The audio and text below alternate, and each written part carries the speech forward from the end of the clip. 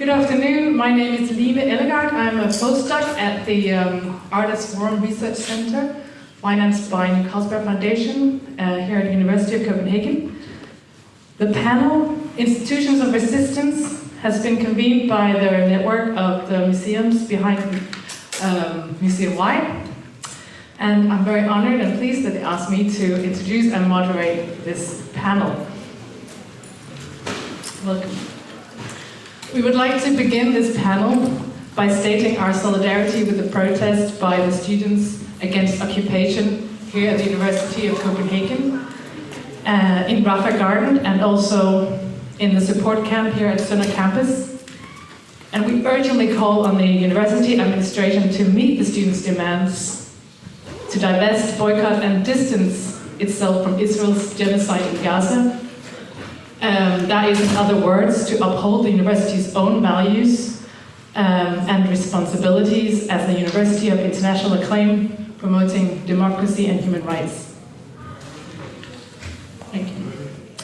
I suggest that we might understand the protest outside, as deeply connected to the questions that we'll be discussing here inside today, such as how do institutions take responsible action and safeguard artistic expression in an increasingly polarized world? And how can institutions work actively towards redistributing resources and challenge structures that serve powerful interests? Likewise, I understand this panel as an attempt to show solidarity with Ukraine and condemn Russia's unlawful and illegal invasion. I also think that this is an opportunity to reflect on the different ways that cultural and educational institutions have responded to these two conflicts.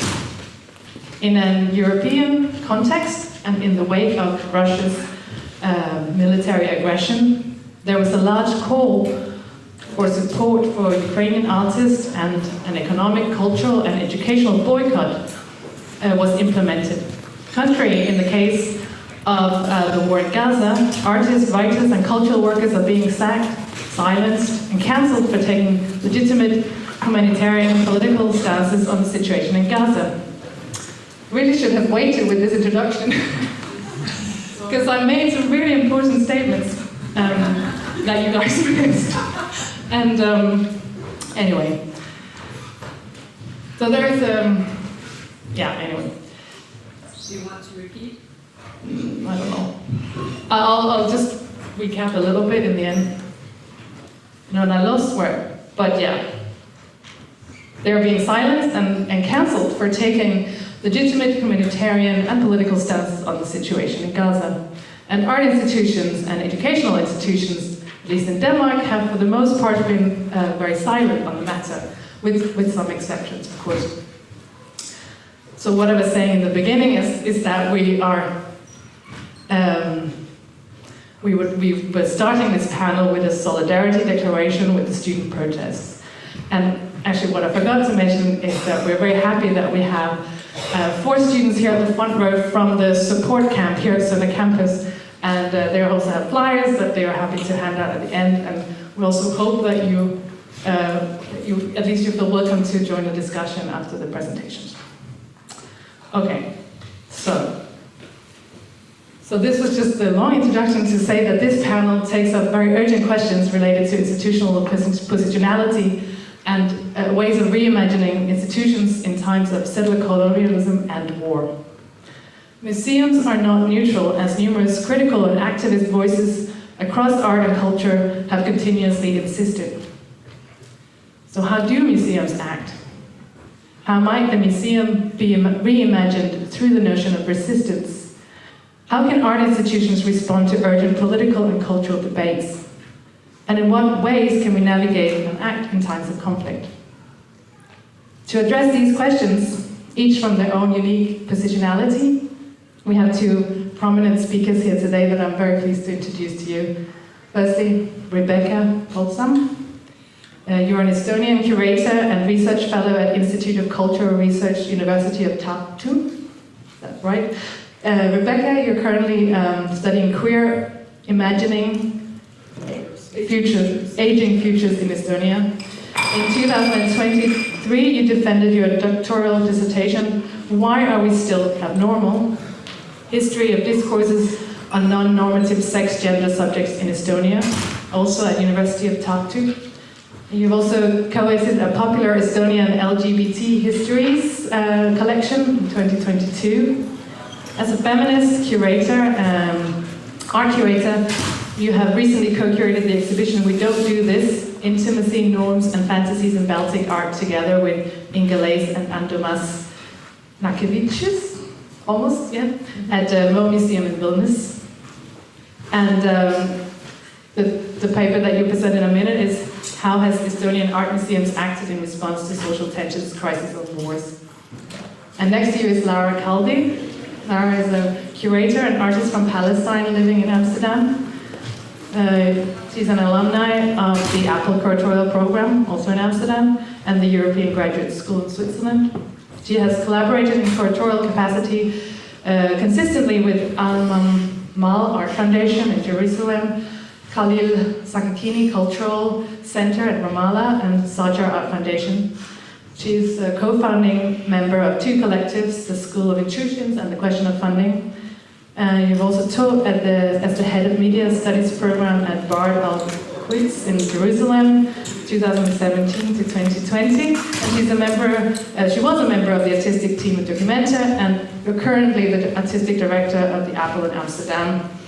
We're going to start with your paper, which is titled We're Still Alive, So Remove Us from Memory, Synchronicity and the Museum in Resistance. And I'm just going to say that because we have the luxury of only having two papers, we're going to allow a little bit more time, but I'll tell you when it's been 20 minutes. Over to you. Thank you very much. Thank you for this invitation. I'm really happy to be here.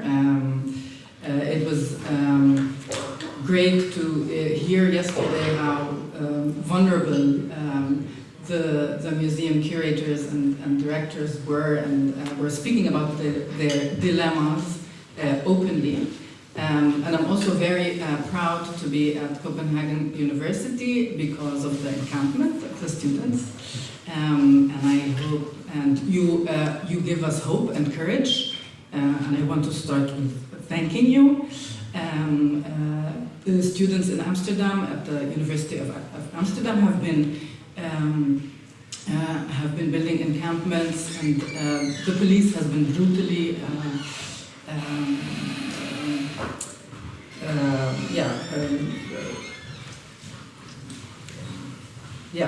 has been brutal towards them.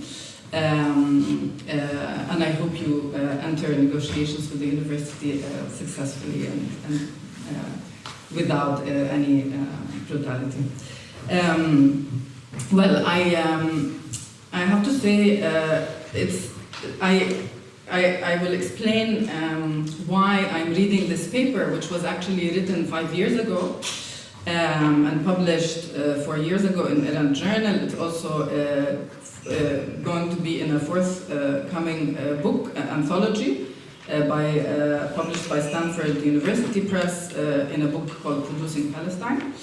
But this paper came out of a long research and alongside many other papers that comes out of a debate in Palestine with my generation of artists and curators and cultural producers and friends, where in Palestine there has been a kind of obsessive building and plans made for building museums after the Oslo Accords. Trying to look for the presentation. So you see here, these are some of the museums. Some have opened, some are yet to open, and perhaps they will not. I argue that Palestinian museums are impossible to, they are the impossible museum, because you have a contradiction, many contradictions.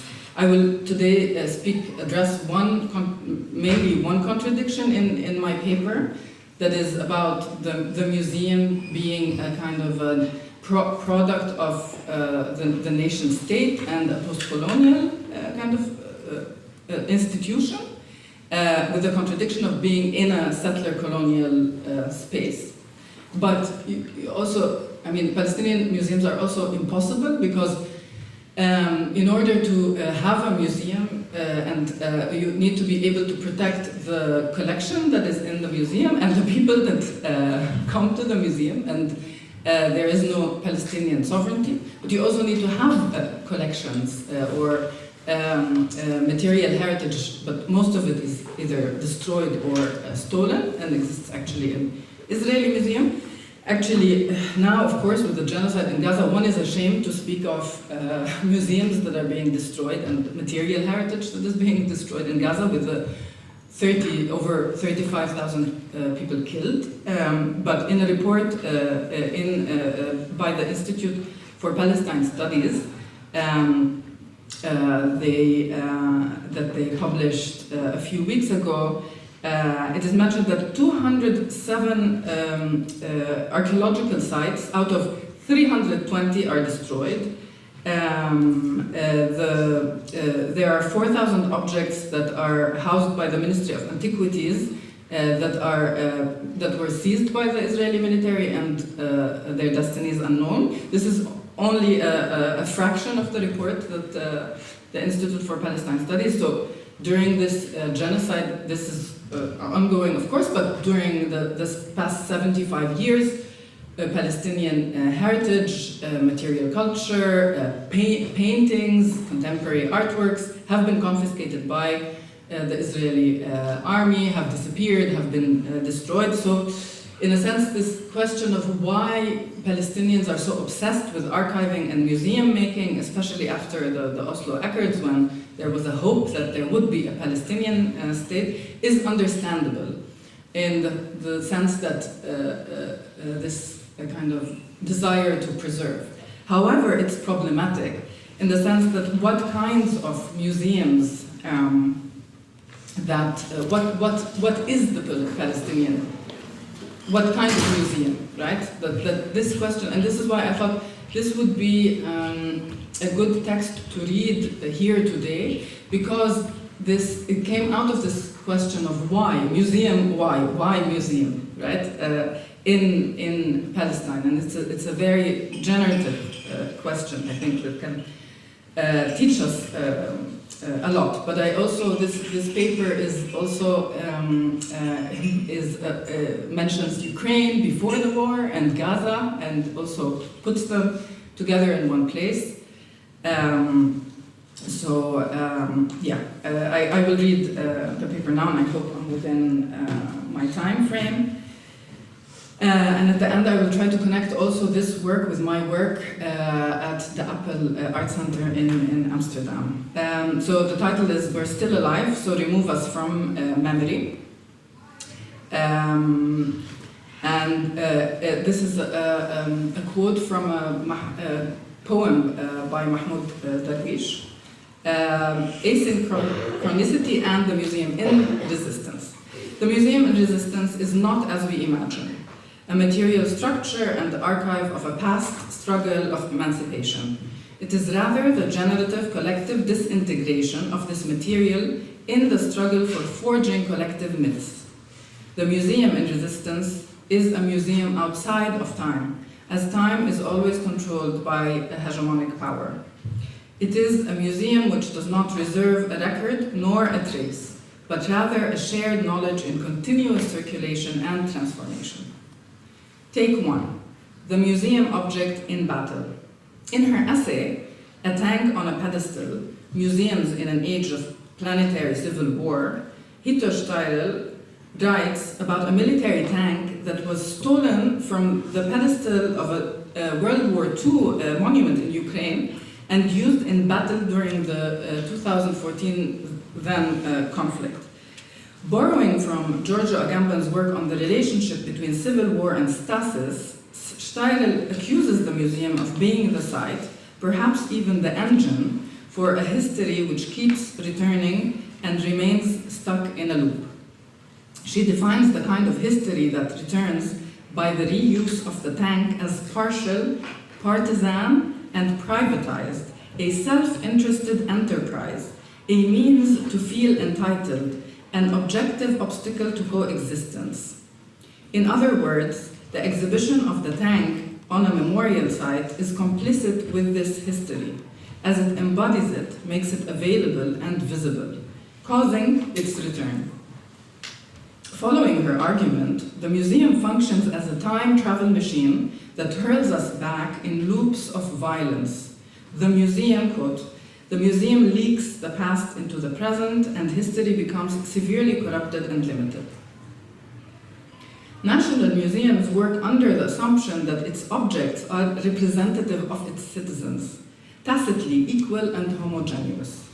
However, this only continues to aggravate residual tensions. Civil wars thrive on historical tensions and are usually propelled by national, ethnic, or religious binaries, which mask class struggle and injustice caused by the ruling national bourgeoisie. Still, museums present themselves as public institutions and the objects within them as owned by the citizens of the state. Exhibitions in this sense become a means for the representation of the nation. Thus, it is not illogical for citizens to reuse its objects. Once the objects are exposed and reused, the museum's time seeps out of its doors, infecting all its citizens, trapping them into a loop. The birth of the modernist museum has always been associated with revolution, with the Louvre as the emblem of its history. If the museum is post-revolutionary, it is also post-colonial, as it is often one of the first institutions to be built post-independence. In the Palestinian context, however, time outside the museum is still under settler colonialism, and resistance to this is still underway.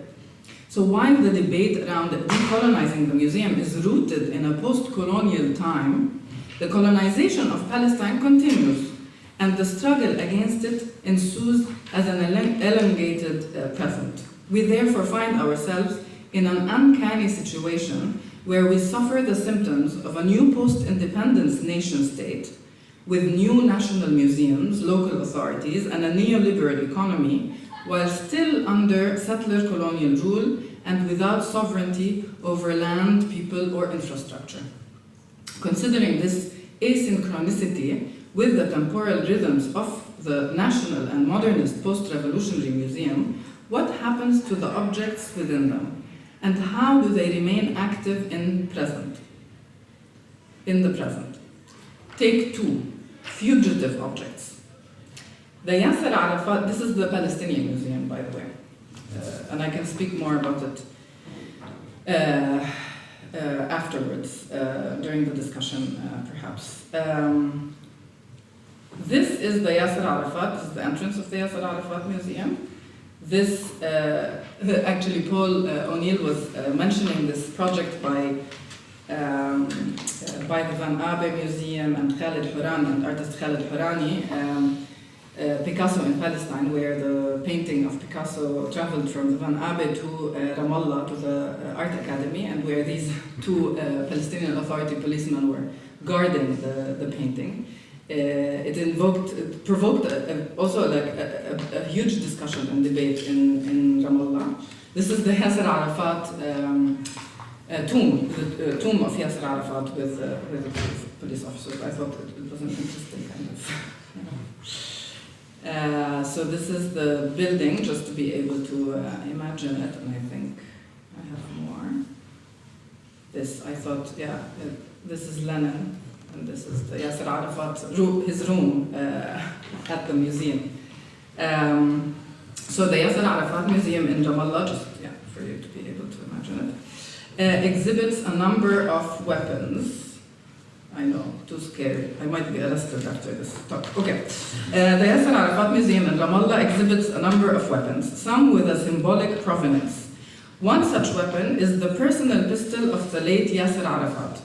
Another gun belonged to the late Khalil al-Wazir, or Abu Jihad, co-founder of the Palestine Liberation Organization, PLO, right? And commander of the armed wing of Fatah.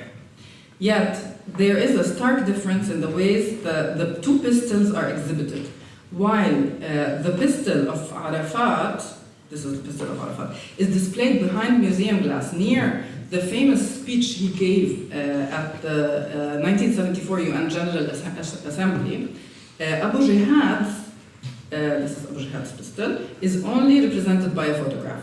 Arafat's pistol has had a symbolic function, here. Since he spoke the most famous lines from his 1974 speech. Today, I have come bearing an olive branch and a freedom fighter's gun. Do not let the olive branch fall from my hand. Right, this quote from his speech. Almost 50 years later, encased in museum glass in Ramallah, the pistol is evidence of the death of that revolutionary era for the leadership, for the Palestinian Authority. The museum is actually inside the seat of the Palestinian Authority in Ramallah. It represents the trigger for the museum's present-day politics. Collaboration with settler colonial powers through censorship, repression, and security coordination. The picture of Abu Jihad's museum pistol, on the other hand, is like a hole in the museum. From this crack, today we were speaking earlier about cracks, present-day reality seeps in. Underneath the photo, the label reads, "The gun was obtained from the family of the martyr, but the museum has not yet been able to bring it from Gaza." Abu Jihad was assassinated in 1988 in Tunis by the Mossad. The pistol carries traces of the assassination as the handle is shot off. The reason why the museum cannot physically obtain the pistol is because it is impossible for his widow to transport the pistol through Erez. You know, I don't know what to call it. It is not a checkpoint, a death point between Gaza and the rest of Palestine. One of the Israeli checkpoints encasing Gaza in an impenetrable siege for over now 15 years. Every time I visit the Yasser Arafat Museum, I wonder why the photo of Abu Jihad's pistol is exhibited. Right? I mean, it's not there, the pistol, but why is the photo? Like a bad copy of not even a photo. Since the museum is an obvious site for claiming the death of a revolutionary era and setting the stage for the narrative of the present political regime, peaceful negotiations, security coordination, and political complicity with the Israeli settler colonial regime, the photo of Abu Jihad's weapon posits an opposing narrative of the museum. Naturally, we all know that the museum, and any other conduit for hegemonic ideology for that matter, is not omniscient, and that it leaks, breaks, and falters. However, this looks like a very deliberate curatorial decision, a photo of the pistol behind museum glass. I would postulate that it is an attempt at defunctionalizing the pistol, even while it is outside the museum. The museum would like to capture both militant past and present and to put them to their death. Thus, it situates resistance to settler colonialism in the past in an attempt to frame everything in a post-colonial time. The photograph of the pistol, therefore, carries within it the contradiction and tension within this museum. However, contrary to the desire of the museum, the photo of the pistol has invoked various stories, rumors and myths as to why the pistol is missing. In fact, the photo looks like a kind of wanted, these wanted posters. The museum wishes to capture the fugitive pistol, but as sometimes happens with wanted posters, its purpose backfires, transforming the outlaw into a popular figure of rebellion. In the undercomments, Stefano Harney and Fred Moten write of the fugitive as the outlaw, the rebel, the one who stands their ground against the settlers. Evading the relationship between the powerful and the powerless, the fugitive is rather the one who transgresses this relationship of binaries by refusing to be corrected. Similarly, some objects are compelled by colonial powers to refuse to enter the museum. to refuse to be transformed into pure post-colonial form, into corpses of colonial time. Take 3, the museum before or after the revolution. As stated before, the Louvre is considered by many to mark the birth of the modern museum. The conversion of the palace into a museum was propelled by the French Revolution. As discussed by Boris Groys, the decision by the revolutionaries whether to destroy the palace or not was resolved by converting it into a museum, an iconoclastic response which turns everything in the museum into material evidence of the death of the past regime. This irrevocable death marks a new political era outside the museum, defunctionalizing its objects, transforming them into art. So the museum's time, according to Groys, is after the end of a revolution.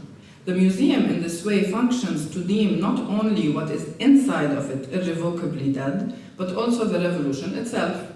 Revolutions are defined by the present, as they are usually the moment of destruction of the present regime.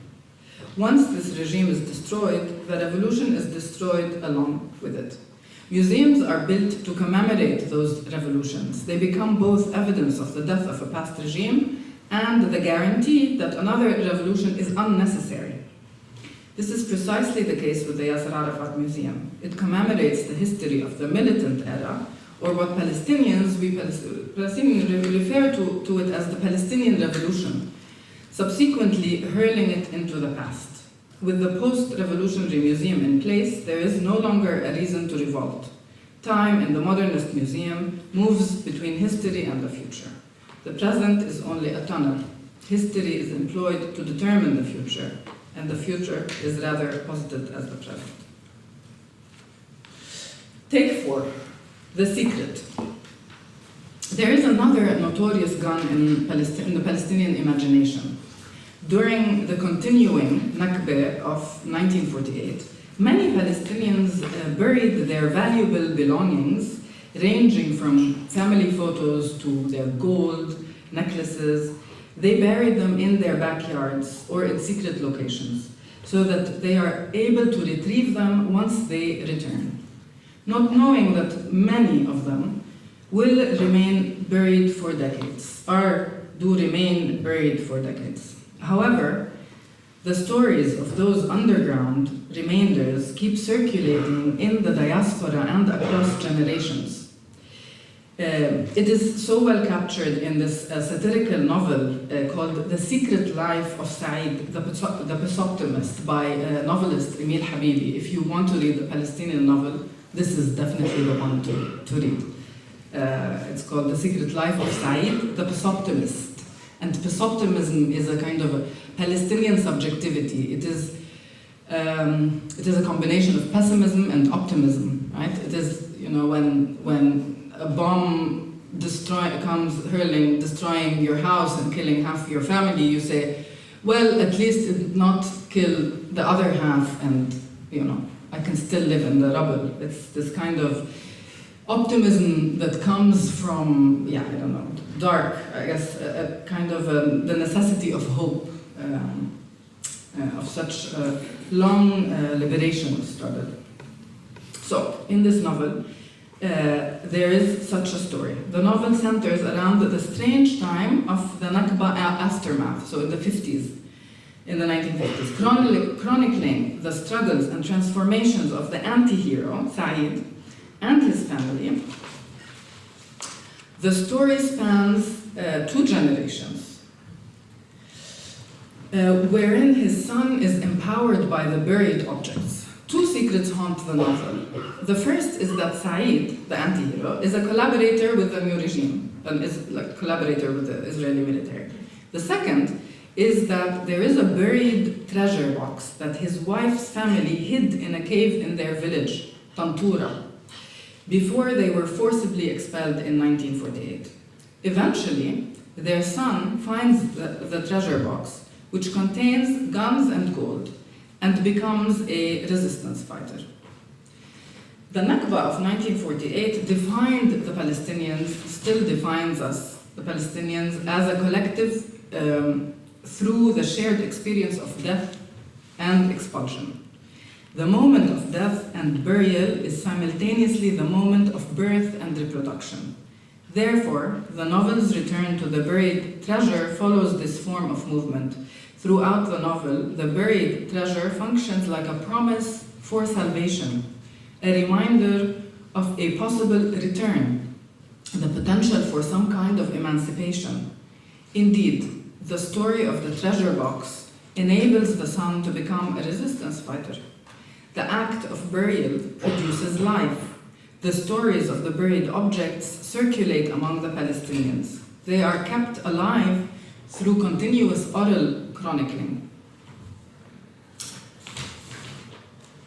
Take 5. Okay, take 5, it's the last take. And no. Yeah. All right. In all shall be, yeah, maybe I skip this part actually, and I go to take 6.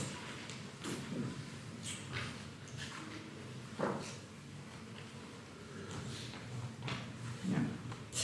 Just one part maybe to kind of stress this burial. The museum in struggle needs to be a site of burials. As Groys writes, contrary to the prevalent narrative of calling the museum a graveyard, the graveyard is a space full of possibilities. And I think he writes it also in conversation with Adorno, right? This famous quote of Adorno about museums being graveyards. Stories about graveyards abound. Death in the graveyard becomes generative. Spirits inhabit the present, and in popular culture there are many stories about corpses awakening at graveyards, less so at museums.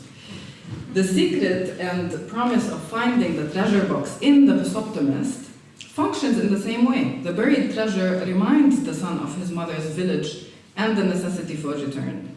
Similar to Abu Jihad's missing pistol, the story of the object and its emancipatory powers survives because of its lack of exposure. It is not in the museum. Take 6, my last take. Archives in Resistance. The Museum of Resistance is a museum engaged in struggle. Therefore, it is a museum outside of time. During the first Intifada in Palestine, underground communiques were discarded by burial. They were deemed illegal by the Israeli military.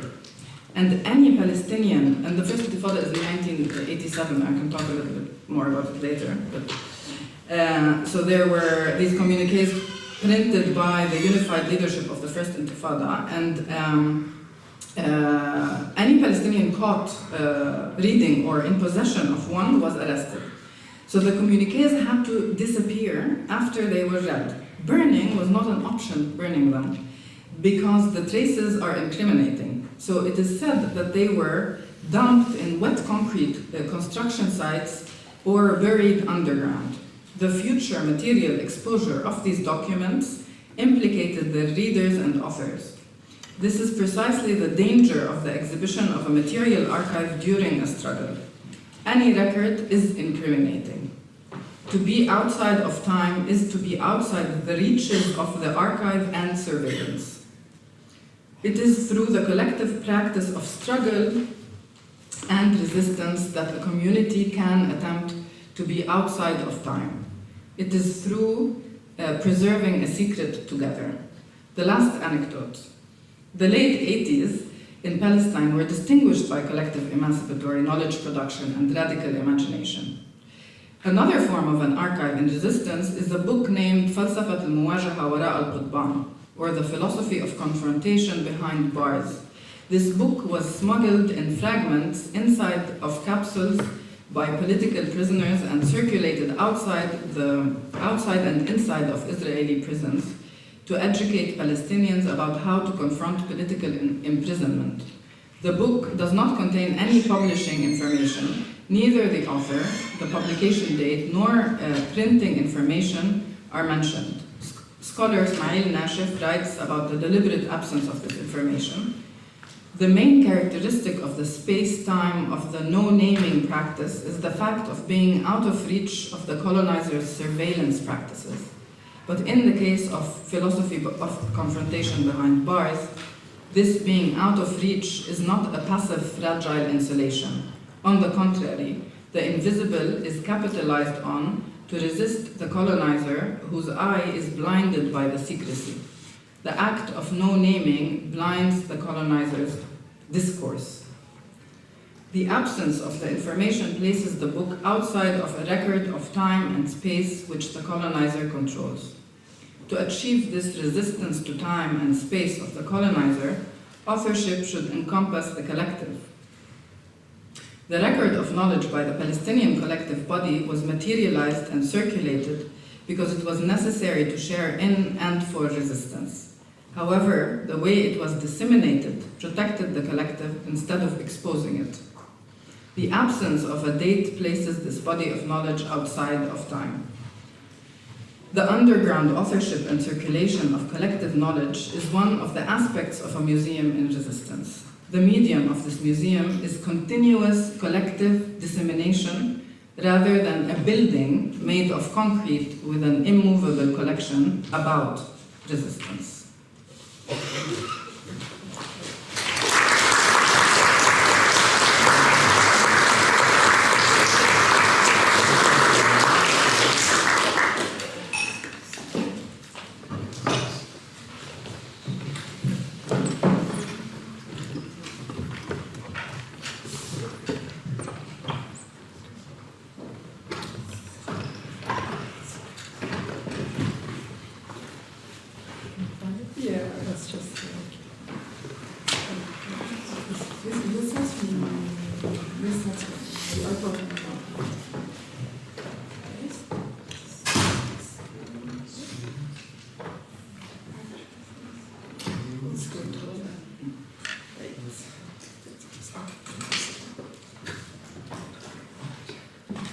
Hi, I'm Mikkel. Thank you for having me. It's great to be here, and I was at first quite puzzled. What shall I tell? And I'm in this resistance panel, and Estonia is particularly known for being rather apathetic in terms of political resistance, and at the same time I'm from the queer community, and I've been studying the history and been practicing as an art curator and as a history curator, different queer exhibitions, and so today I'm also going to tell you about some successful acts of resistance, but also the failure of resistance in Estonian museums. And I have in my focus Estonian Art Museum. So since I started and defended my doctoral station focused on queer history in Estonia in ethnology department, I have really felt increasingly uneasy actually about commenting on the artwork, which I have grown much more distant than I used to be when I was a regular critic and a curator working in a contemporary art center. But what I can say based on my recent practice is that art museums have much higher visibility and sort of public trust than other museums.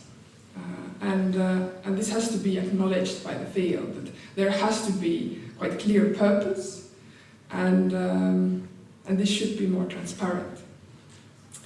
So the paper is dedicated to analyzing the exhibitions of Estonian Art Museum's most prominent department, Kumu Art Museum, which has 6 to 8 changing exhibitions every year.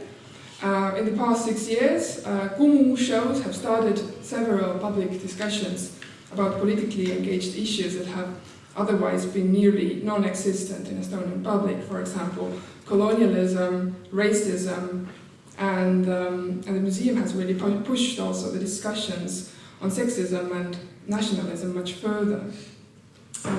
So it has sort of built this kind of means to resist this kind of discursive means. And Estonian Art Museum has continuously expressed support to Ukraine since the start of the war, yet the museum has expressed no public statement about Israel's colonialist attack against Palestinians. So the starting point of this paper was, why is art community's solidarity with Palestine invisible in Estonian Art Museum? In each following slide, I would like to ask you to bear in mind this one question.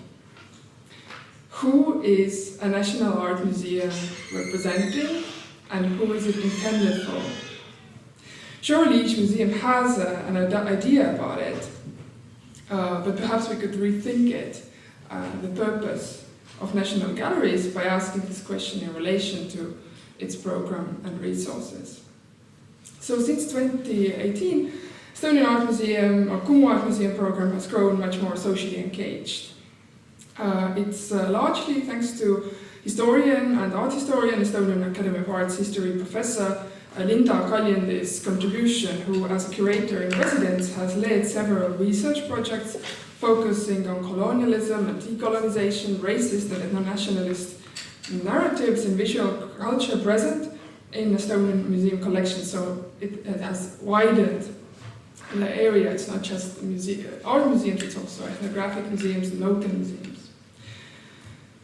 So in addition to Kaljendi's highly intellectual and socially engaged exhibitions and organized discussions, there have been an increasing amount of research and curating of women artists, a bit of feminist, queer and gay art practices. These exhibitions advocate gender equality and they counter sexism. Since February 2022, Kumu Museum on the website, it has this poster, Stop the War. And the Facebook profile has Ukrainian flag colors, and I'll come to the exhibition negotiating the impact later. And we can say that this very overt and public support is also possible because Estonian government supports Ukraine. It's a wide notion, so it sort of represents the national values. And you can say that, okay, there are strong tensions around racism and sexism, but there's also an openness to discuss these issues in public, let's say. These are the posters of recent exhibitions. Estonian national narrative revolves around struggle for national independence and national values since the 19th century's awakening movement.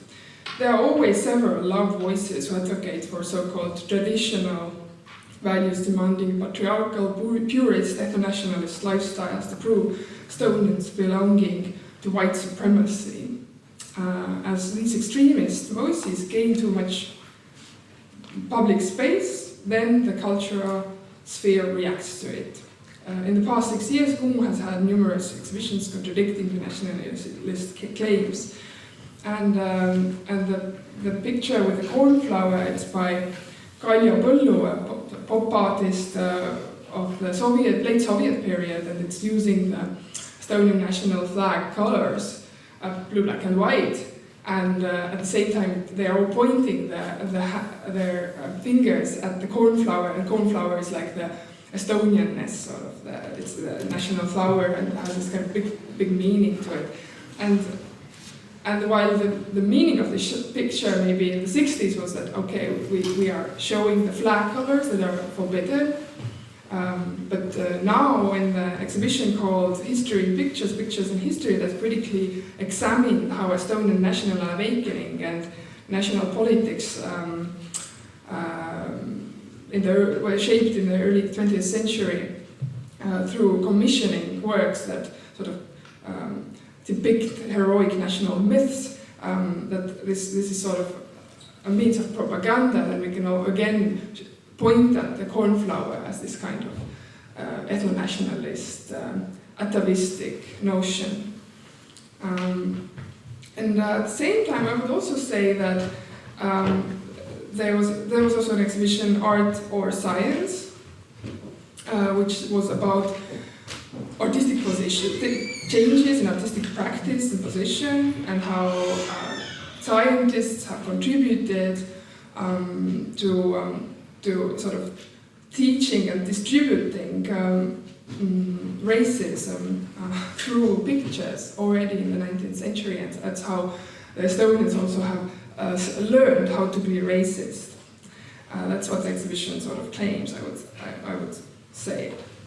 And most recently there was also a show about Anthropocene, and also co-curated by Linda Kaljandi. And there, the show reminded that Estonians have had several politically engaged mass movements to protect nature, and the recent apathy that's common in the 21st century towards, I don't know, climate activism or political issues is not necessarily some kind of essence of Estonians that has been really repeated. So it sort of, it doesn't say people go to the streets and act, but it says that we have a tradition of acting and being in resistance, which is otherwise sort of forgotten. Then there's a more obvious program that deals with gender empowerment. And it's a huge leap for Kumu as a museum, which opened in 2007. And for the first 3 years, there were no women artists at temporary exhibitions, and only very few women artists at permanent exhibitions.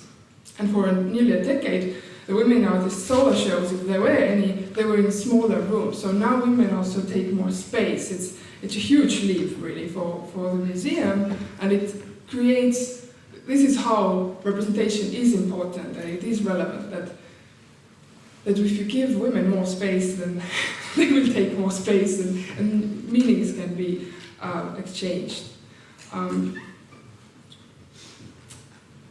At the same time, there's really nearly no representation or presentation of contemporary feminist issues, except maybe for Melanie Bonayo's exhibition recently.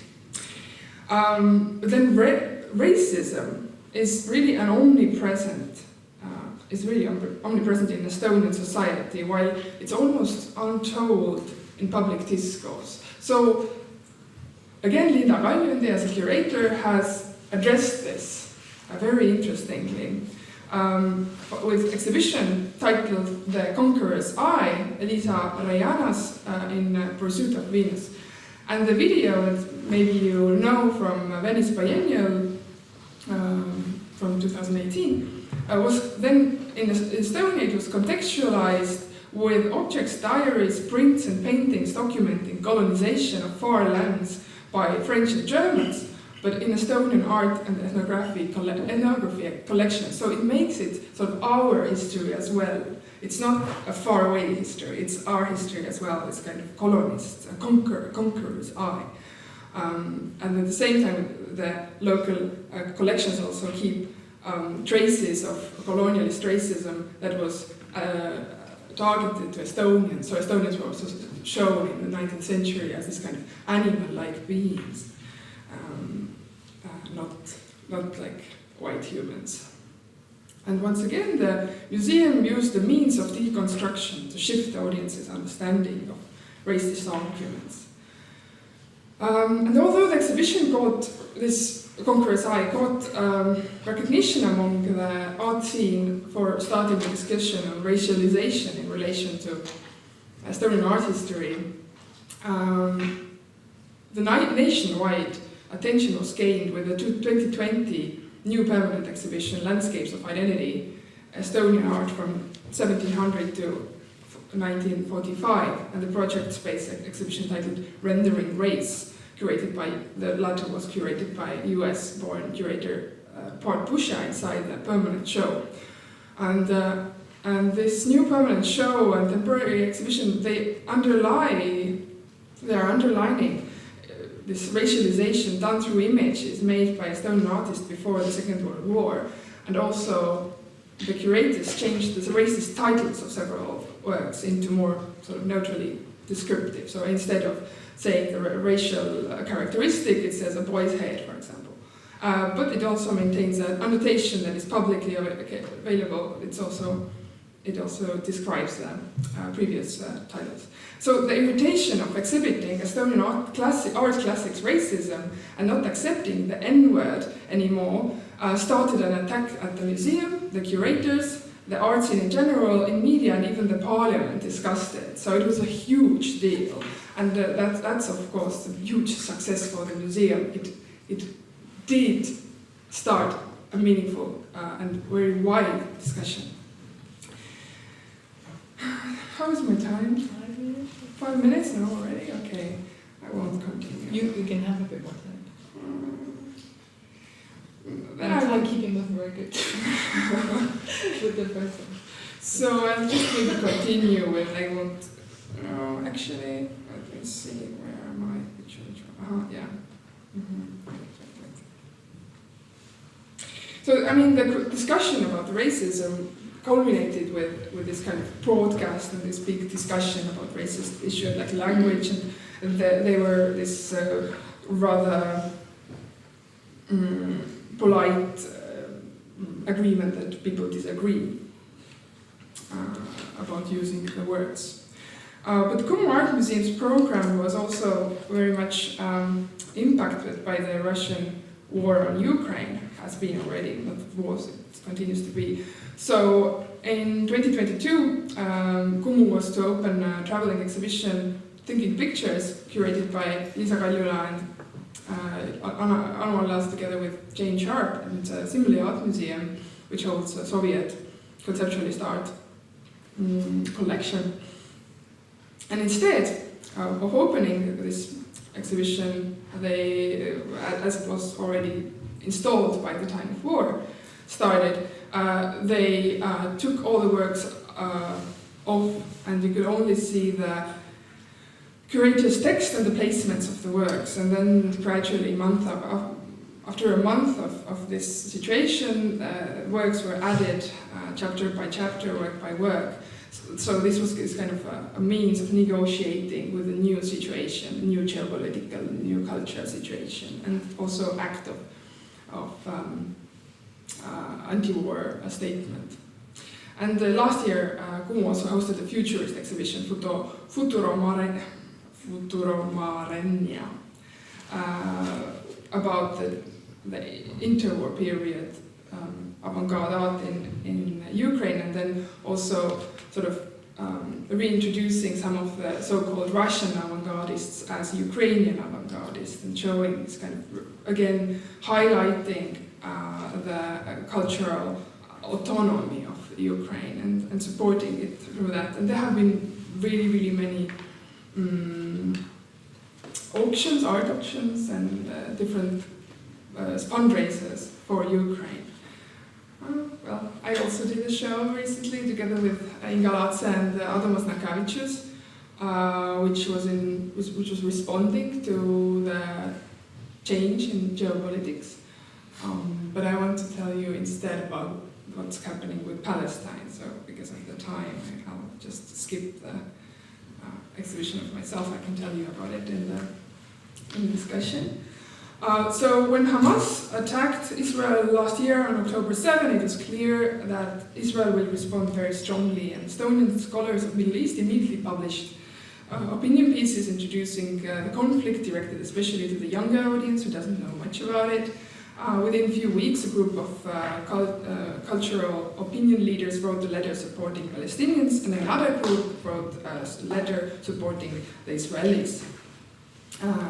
And because of the signees of the letter supporting Palestinians were ridiculed, and there were some signatures withdrawn.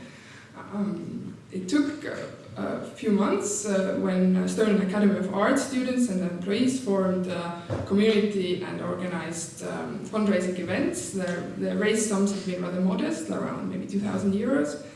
And other universities have, to my knowledge, not formed any public activities. A few activists are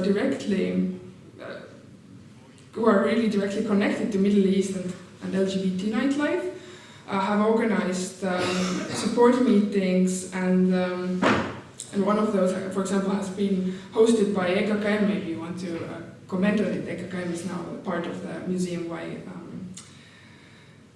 network as well, and it's a non-profit art gallery which has been struggling for funding itself, while the question remains, like, why why does art museum not host an event like this? And then it becomes evident that National Art Museum actually never hosts artists' initiatives. It has become this institution of art history that addresses the public with ricochets through a distant past, but it's not artists' institution. And then I had an idea that we would maybe come back to the question, so who is the museum representing, and how did you arrive here? At first glance, one could presume that state-funded art institutions represent the national politics of silencing about Israel's attack on Palestine.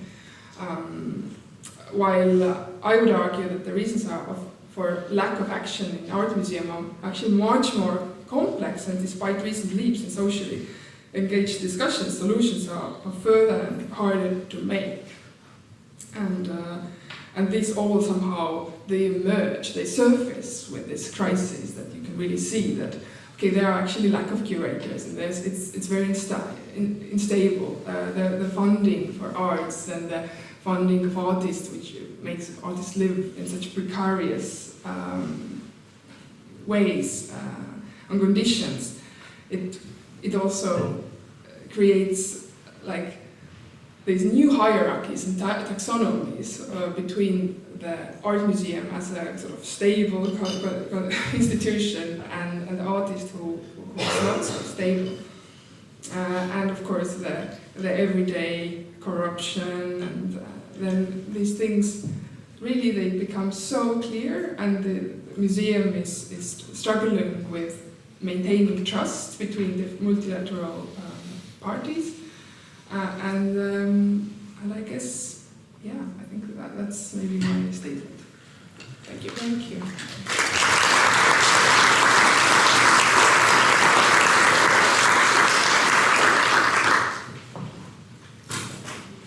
Hello? Hello? Hello? Hello? Maybe. Is it working? No.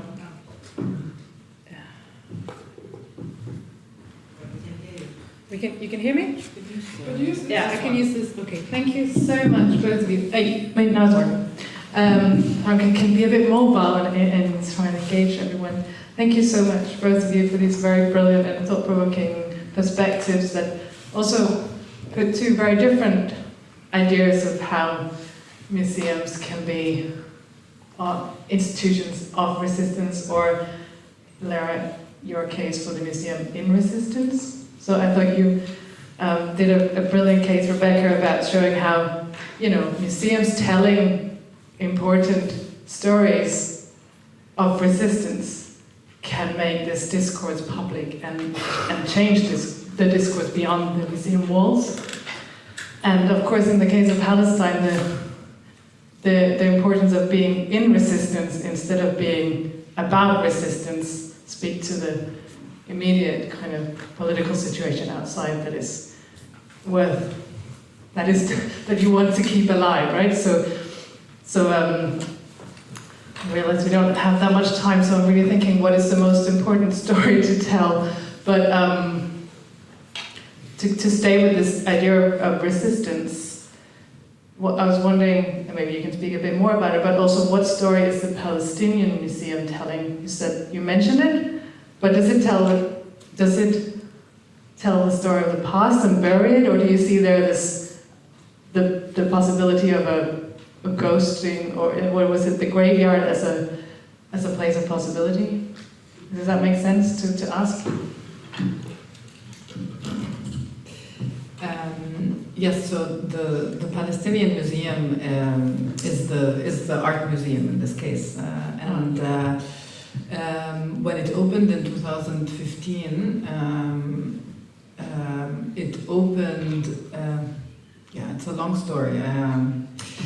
I was actually working briefly at the Palestinian Museum, and along with the director, we wanted to open the museum empty. As a kind of statement of this impossibility of of the museum, but the board did not agree. But it ended up opening empty at the end, but in a sense to exhibit the building itself, because the board are actually Palestinians who are rich Palestinians who have made their money in the Arab Gulf on the back of workers. So it was a kind of a celebration of the building itself. They owned construction companies as well. I mean, it's a very long story of the Palestinian Museum, and then it opened up. But it is a building, and it's the glorification of building the museum. It's on the campus of Birzeit University, which is really interesting. And Birzeit University has another museum actually, which has a collection of Palestinian embroidery and other kind of folkloric material. So there is also like a kind of competition between the two, a strange competition between the two museums. But again, the debate, a discussion around the Palestinian Museum was that why build a museum in the sense of walls and a building? Why not? Because it's on this mountain next to the university. Why not, for example, leave it as is? The mountain becomes the museum, right? Why is a museum? In specific, the Palestinian museum needs to be almost rethought. The question of the museum itself has to be rethought in Palestine. Yeah. And this is, in a sense, why I look at these. So like burial, invisibility become sites of museum making rather than this kind of walled museum. Edward Said talks about how the Israeli settler colonial regime has its institutions, right? The institution of the military, the institution of the museum, the institution of the state, to speak for it, right? And the Palestinians as a people only have their voices, and of course everyone else's in solidarity voice to speak for, right? Like that, and once you stop speaking about it, the story falls, no, it disappears. And yeah, it is this kind of immaterial circulation of circulation stories and and changing the story Yeah. and keeping it alive. So looking at other forms, and of course, just one last to say that a lot of artists have been working actually on this. So there's the Palestinian Museum for Natural History, which is an artist museum by Khalil Rabah. There is the Communist Museum of Palestine by Irene Anastas and René Gabri. It's basically an assembly, a forum. There are several works by other artists about this kind of conundrum, this dilemma of the Palestinian Museum and what it could be. Yeah. So lots of potential there. Rebecca, we spoke yesterday about, after the first keynote, about this and the introduction from the Museum Y partners, which both stated in a way that museums are obsolete. What do we do now? How do we rethink the museum? And then you told me, but from where you're standing, there are you didn't agree with the reasons for the museum being obsolete. So I was really curious whether you could talk about this. What would the different reasons be for you for the museum to be obsolete? Yeah, thank you. If that's what it. Yeah, I think it's a good question. So, yesterday maybe after Paul O'Neill's paper, I felt very invisible as an Eastern European that the paper was so strongly focused on German and Anglophone culture of curating and theories. And then I think, okay, like I'm here presenting a Estonian art museum, at once appreciating it and remaining critical, and I also feel that maybe art museums could be more alive and sort of more clearly state their purpose, like what is the point of doing the museum, and revisiting this idea now and then. But the reasons why the museums are dead, slow, or not enough are just different in the different parts of the world. And I think in Palestine, what you've said about starting a museum and a graveyard, that is a very different death of a museum than probably what you see in the Netherlands. So these kinds of wordplays, they can get us really like apolitical and end up nowhere. So it's very important to just keep in mind what are we doing and why. And I also feel that while in some places, maybe bigger countries, there is this plethora of very well-educated people with and accumulation of knowledge, while coming from the post-Soviet Baltics, which are still post-Soviet, I don't feel that we would have too many people with too good education who have nothing to do. It's rather the museum. For example, Foghmar Art Museum, I think, has 2 curators at the moment, and it has 6 changing exhibitions every year. So it should have like 10 more curators, but there is even no one to sort of employ because there's not enough people who are trained. And then there's a question like, is it attractive? And I see that EKKM is much more attractive to new curators because it's working with living artists and hosting artists and sort of so celebrating artists, and not as this kind of old thinker or the sort of devil who comes with a spooky intervention, but it's more like it's humans that stay in touch. Thank you. And you also, Rebecca, you made this very interesting statement in the end of your presentation that, you know, the reasons that museums are slow to act or maybe cannot act as in the National Museum you seem to suggest that it has to do with structural precarity in different ways. And I think it leads us to the question that we also had on our table, which is about, how do institutions act today in relationship to censorship and openness to dissent. This was one of the things when we had a little preparation for this talk. We discussed silence in Danish art institutions in relation to what is the national stance on this? What does the government, what does the state say on this issue?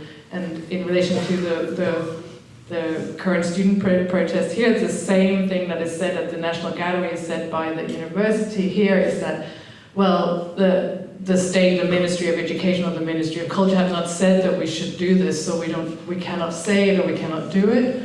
And so then you, Larry, said that is actually a censorship on the state, or a kind of, you are representing the state, so you cannot do some things. So then we thought about flipping the question that this panel starts with saying, that the introduction to the panel says like, museums are not neutral. And Larry, you suggested, what if we flip it and we say this is a neutral space? You want to talk about what you're saying? And we can talk a little bit more about it, and then we can open up for questions in a minute. Yeah. I mean, first, this whole question about, of course, there's been a lot of, so thinking about the students protesting at universities, of course, one thinks, and changing their host institutions, acting as the guests as they should be, asking for a more ethical stance towards the world. Who are these? So who, like at the museum, who is it that protests? It propels this question at our art institutions. Is it the artists? Is it the communities that come to the institutions and the museum? Who's going to pressure institutions to, first, this was a question, right, about, yes, and this, I think, puts museums at, like, who, right, like, who would do it? And then this other, of course, issue on how museums have been responding to an artist statements, pressuring them to put out statements like they did for Ukraine, for Palestine. And the museums, of course, speak about not being able to because of funders, but because of kind of the formal state position on what is going on in Palestine. And that makes one think that, okay, well, if it's the ministry, the foreign ministry, who decides our stance, the institution's stance on the state of the world, then what are we doing in terms of programming? Who is actually dictating the agendas at the museums, right? It is like everyone has been talking about how Palestine becomes the litmus test, but it puts everything at question. And in terms of this neutrality of the museum and saying, yes, okay, the museum is neutral, you see a lot now in the Netherlands, for example, a lot of institutions have been where the teams and the boards, and this also brings up the question, who are boards of universities, for example? Who has anyone elected the boards at the university? Sorry, who? How are they there? How are boards of museums there? How are these elected? Whose institutions are these? It brings out all of these questions, but you see a lot in the Netherlands where many team members, students, faculty at art academies, but also at institutions like the Ateliers, the Rijksacademie, the Sandberg, at the beginning, because the institution said, no, we cannot put out a statement, what happened is that the teams and the students put out the statement, right? So this is what I was talking about in terms of neutrality. The institution says, okay, we are neutral, but we all know what neutral means. But then the team and the students take initiative, and then there's a split. You see a kind of split in the institution, in the institutions as well. I thought that was also an interesting. It kind of shows what is going on, but that also there's a multiplicity of voices, right? And that this can also come out, right? It's fine if the institution says we have a multiplicity of voices. Some can speak and others cannot, right?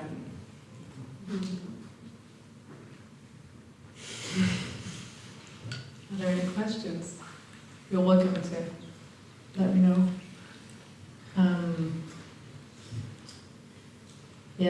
Sorry. I lost my train of thought. So went on many tangents. But did you want to say something? No, I think it's the idea of neutrality can sort of also be there. Yeah. And actually, I was gonna connect that was my thought. Connect this idea of para-hosting to this idea of being an open space where you can invite many different voices in, and voices that don't disagree, or multiplicity, plurality of voices, and this could happen in many ways. And I think I actually had that because we were thinking about institutions redistributing resources and stuff, and my example was the Picasso in Palestine, and also as a way of redistributing resources. But then I also know maybe some of the museum partners know this, but in 1945, Malmö Museum was transformed into a refugee camp for 6 months to house the people who came from the Nazi concentration camps with the Red Cross buses. And I think that was just, for me, thinking about that in relation to para-hosting, this is showing that there maybe is a history of para-hosting in times of crisis that we can look to. And so it's not just a curatorial thing of the last 20 years, but that institutions have been able in the past to make radical acts in times of crisis and war. I think I will, I'm moving microphones. Yeah, and thank you both for great presentations. It's kind of a question for both of you. If you could expand a bit on this difference between being an institution in resistance and about resistance. and whether you believe that the institution or the museum should always, in all cases, make an official statement, and if yes, why? What a provocation. Do you want to start? Or do you want me to start? Well, yeah, this is a provocation, so I will say yes and no at the same time. As a power answer. But I think museums should sort of, how to put it, like they do this, be straight, straighten their backs and say, and acknowledge the privilege they hold, that they hold very huge trust in the audience, with the audience, in the state. And despite all these very big challenges that have been already articulated throughout this conference, and many which haven't yet, and that I try to expose in my paper, the privilege has to be always remembered and acted upon, sort of. That if you have the privilege to talk about issues that are relevant, then you should do it.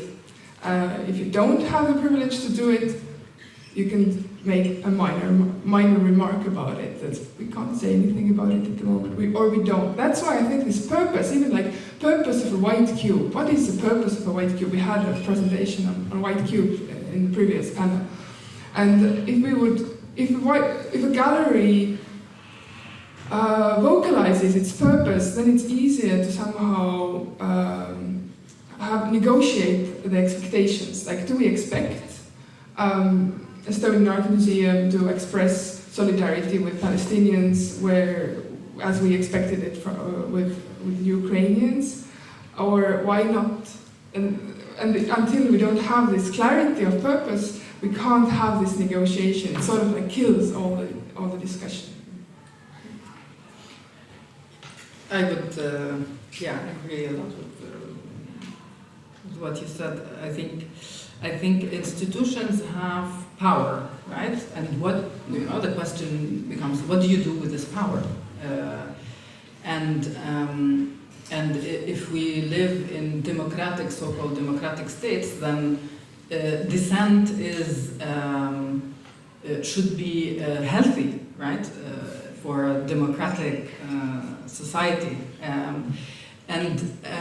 It's maybe not about a statement, but more about if museums have ethical values and guidelines, then they should not have double standards and follow them when they want, and when the foreign policy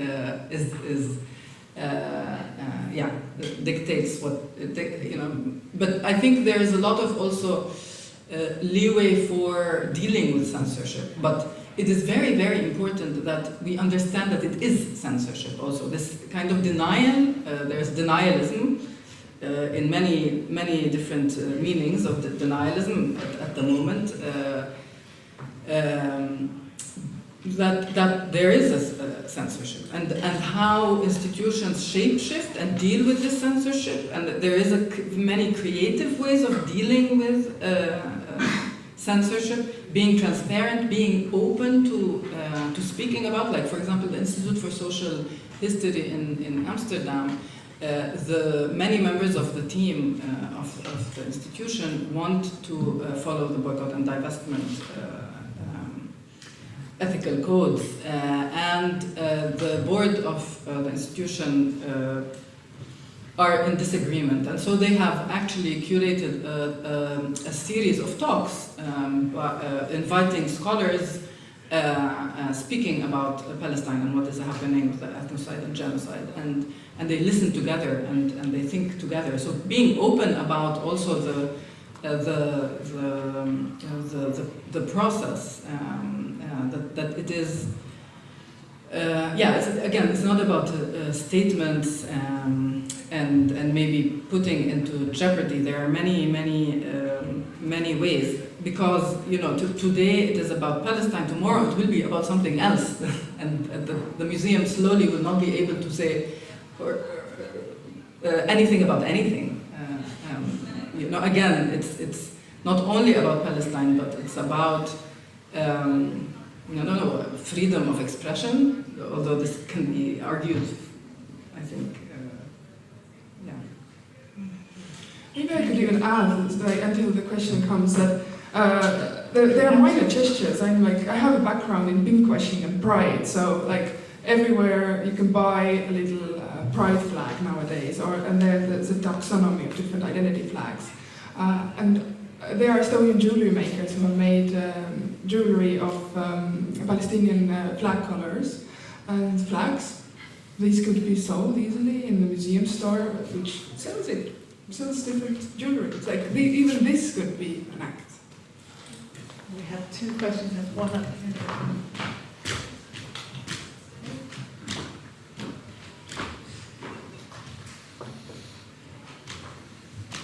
Thank you. It's very, very inspirational to listen to you. I was thinking, going back to Rebecca's last slide, and thinking about the history of like how Kumu has been reacting, and this idea of like you were thinking of lack of insight about the Israel-Palestine question as possible like reasons for why Estonian institutions haven't reacted. But I'm also interested in understanding maybe what kind of feedback Kumu got for this taking stand for Ukraine, because our institution, I have maybe tell just shortly that Kiasma was opening a big exhibition in the spring 22, Art 22, and we had one Russian artist participating in it, and Yevgeny Antofiev felt that it was impossible for him to participate in the exhibition, and by coincidence he had a space that was with a window towards the parliament, and in negotiation with the museum we ended up having this text, "No War," but it was a result from the dialogue with the Russian artist who didn't want to participate with his works. Later on, we got a lot of feedback from still having labels in Russian language. We have 4 languages, or we used to have 4 languages. And even having the Russian language on display got us a lot of feedback. And thinking about the situation in Estonia, where you have a huge Russian language speaking population, what was the feedback? Have you heard about? Or how was it in Kumu? Thank you for also sharing the story from Kiasma. I have to say, in this sense, I haven't done a proper homework. I recently sat next to the director of Kumu Art Museum, Kati Bolli, at the conference, and she just showed me different emails she gets from racist people that, "Oh, you are the end of white supremacy, how dare you?" And it's kind of quite threatening emails as well. But the reaction for supporting Ukraine, I don't really know if there's any negative reaction to it. But there has been sort of pride about it.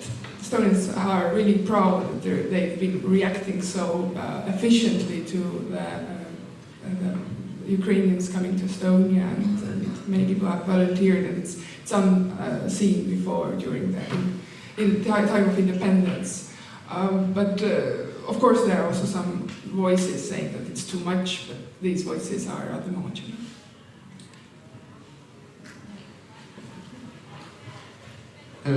I think that the museum, we're talking about art museum, so, but it's also the house for artists to express, so maybe it's not the director that should put a slogan, or the activist, maybe the artist should also intervene. But the contemporary art museum, as they are now, don't have tools for giving space to artists to react on different crises, so because they have exhibition programs or things like this. So now museums have a place where you can have a brunch, you can buy a t-shirt. Some museums in Denmark you can buy a bicycle. So there is no space where they are dedicated to the artist expression. At the same time, crises happen. So, for example, we speak about censorship. It's happening when you see many people get their account blocked at the moment. Where we speak about these things, so the museum doesn't have tools for reacting in the now. It's just they forgot about it. They didn't forget the T-shirt, but they forgot this space. And also, there is, I think, also a kind of prejudice about artists expressing. For example, I had a meeting with the Pompidou Center about this, and it was the 10th of October, and the curator said, but we cannot give space to artists to express those days because it will be a problem. But journalists do, politicians do, everybody does, but they think that artists are too annoying, or they are provocateur, or they are not intelligent.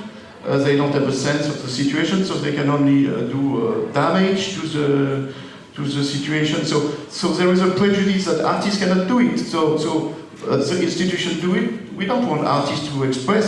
So it's missing the tools, and also there is a problem with prejudice. So the contemporary art museum have to change totally their architecture, and the education of artists has to change. So we also educate artists to react like you know, people do caricature in intelligent newspapers, and they are also artists. It's not a question. That's a good Thank you for the comment. Because we also discussed it at this pre-meeting we had, that how the training of curators should change, and this kind of hierarchy that the artists they can do these kind of silly interventions to the art history, but their ideas don't have to be finished, so they're like ambivalent, that they don't take a position, they are silly, this kind of hierarchy and the infantilization of artists should really end as well, because otherwise, you know, maybe artists become, they take the Stockholm syndrome. No, I agree. We actually, at the Apple, where I'm working for a year and a half, we've had the curatorial program since '94, where 5 curators come, and for 10 months they practice curating together.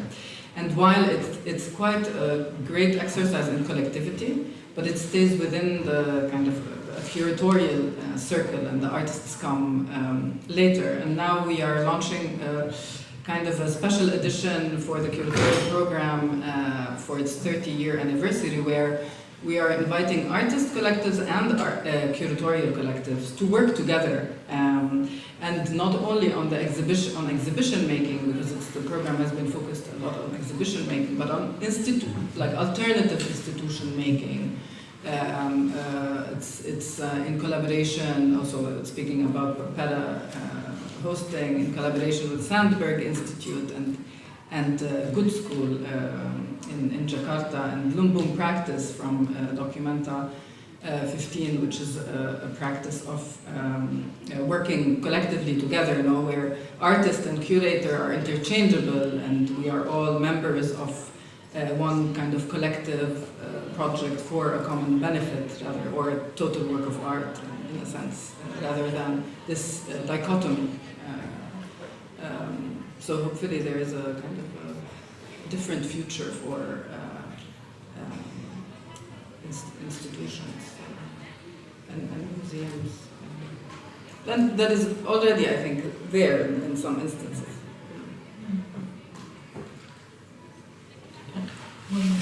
We'll take one more question if no one else has anything, and then we'll be almost on time.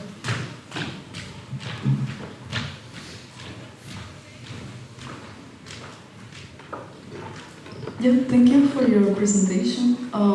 So you were talking about how the museum has its own agenda, and like how there's this power imbalance, right? So for example, when the museum includes an object, it seems to be under a certain frame.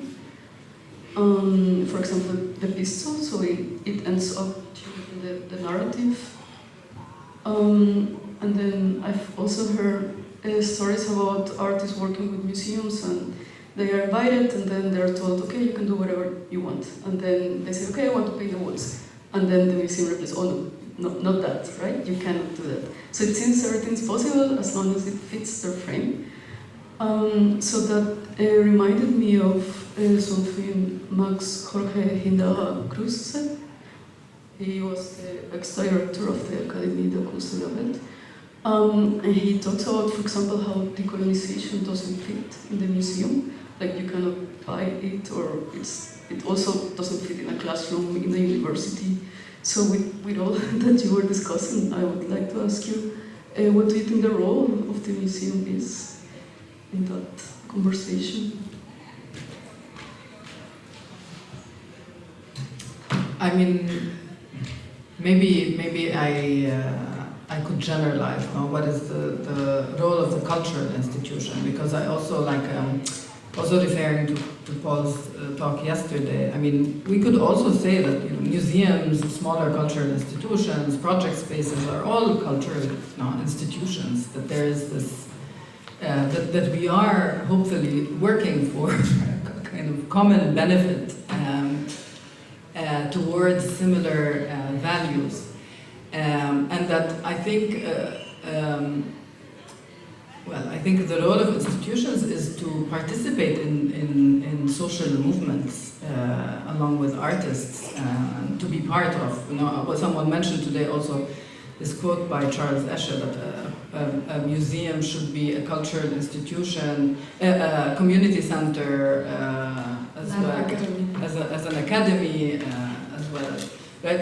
It should be multiple, open.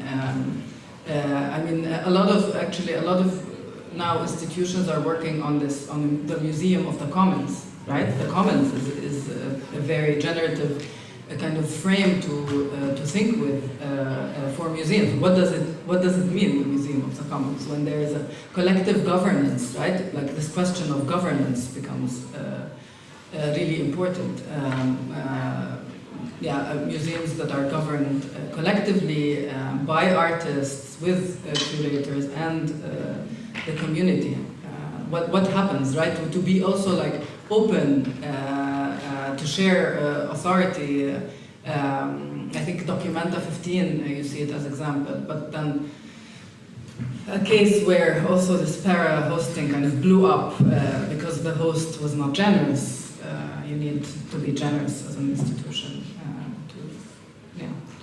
to do this. Becky, you want to say something? Otherwise we have one, Paul, you had something you wanted to say? Now we also mentioned para-hosting a couple of times, but all of us have to keep it brief now, going into break. Thank you both so much for your presentations, and I just want to go back to maybe the question of resistance, because I think there's, I'll try and be sharp. I think there's a kind of a tendency at the moment for kind of universalization of response to solidarity. Let's put our flags on the building. Let's walk the streets together. Let's make a particular kind of public stance. And I think there's a kind of danger in that being the default mechanism, because it's I think that can only be for an institution like Publix, who overtly works with self-defined queer LGBTQI plus artists, who work with artists of self-defined as coming from black or brown backgrounds, and also takes an overt position in terms of how it is doing it, and how it is working with artists coming from those particular positions. And I think this is really important, as not as a promotional tool, but as another way of thinking about, well, what can we do that people who do not have the privilege and do not have the agency that perhaps we and our peers have.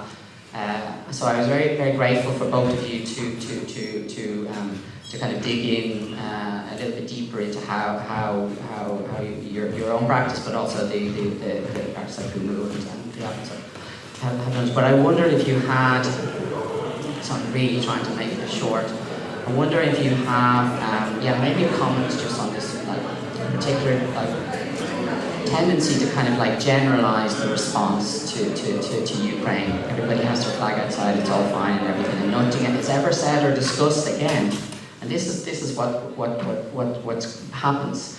So we like screen films made by Palestinian artists, do a commission by Noor Abed and show it in Nicosia. Nobody mentions like a word about this as a kind of like a position that we are taking in support of artists coming from that perspective or coming from that position, and then opening up their work to discussions that might be in dialogue with other discussions happening elsewhere in relation to Palestine. And I think this is really, yeah, so this is, I just want to, yeah. Thank you. This is such a good start for a new discussion. Yeah, we have to draw a new panel, I think. But I also agree that the superficial, pink. I said the pinkwashing has a good side, sort of, but I agree that it has more bad sides. But the point is that it can create a community and create this kind of commonness that we have a space for discussion, which at least in the Estonian case is missing at the moment, and that's why it's meaningful. I mean, I think one could, really. I think maybe it's useful to think about actually not only like how to work with artists on the long haul is very important for institutions. So, for example, we see now like what is happening in Germany. This is the extreme case, right? Institutions are being defunded for speaking out, and I think it propels us to think, okay, how could institutions survive without state funding, without ethically problematic funders, right? So it opens up this question of autonomy, the institution, also about how is an institution sustainable? Is it with the money resources, or is it with artists and communities that actually support it, and that's what keeps it alive? So it opens, I agree that it opens up so many questions, and also putting like all these artists and communities of solidarity in dialogue and in discussion and in exchange in order to be able to survive what is coming as well together. But yeah, one can go on. Yeah, sorry, I'm going to have to cut it off. So just out of respect for the next panelist as well. And I hope we can continue the discussion in the coffee break outside. Thank you so much to you, Rebecca, and to Lara. Thank you.